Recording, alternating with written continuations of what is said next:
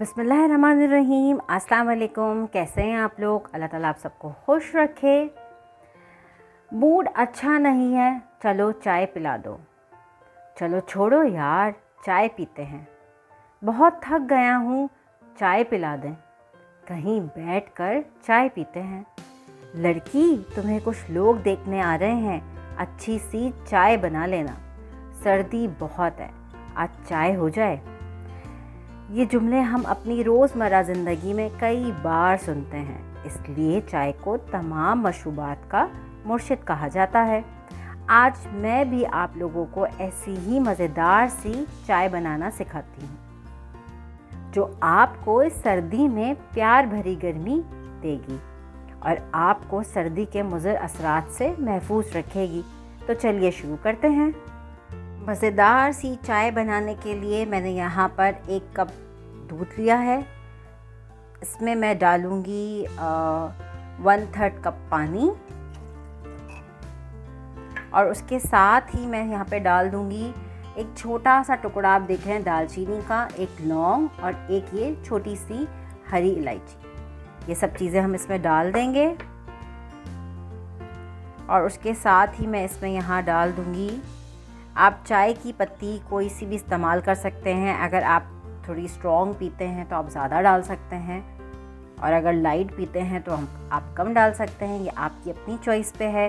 साथ ही यहाँ पे मैं इसमें शुगर ऐड कर दूँगी। शुगर भी अगर आप कम डालना चाहें तो कम डालिए, अगर आप ज़्यादा डालना चाहें तो आप ज़्यादा डाल सकते हैं। अगर आप स्किप करना चाहें तो आप स्किप भी कर सकते हैं।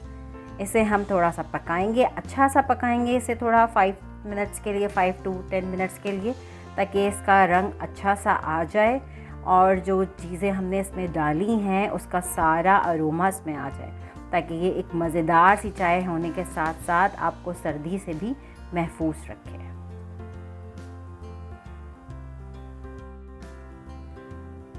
देखिए चाय पकना शुरू हो गई है, इसके अंदर उबाल आना शुरू हो गए हैं। इसे मैं थोड़ा और पकाऊंगी।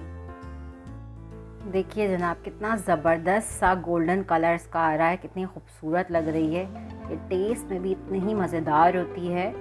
और आपको अगर आपके गले में ख़राश हो रही है, बार बार आपको नज़ला ज़ुकाम की शिकायत हो रही है सर्दी में, तो ये उसको भी क्योर करती है। आप इसको जब पियेंगे तो आप खुद फील करेंगे कि आप बहुत अंदर से आप बहुत बेटर फील करते हैं। बस ये अब अच्छी सी पक गई है, इसे बस मैं अब कप में निकाल लूँगी। अच्छा, ये तो 1 कप की रेसिपी मैंने आपको बताई है।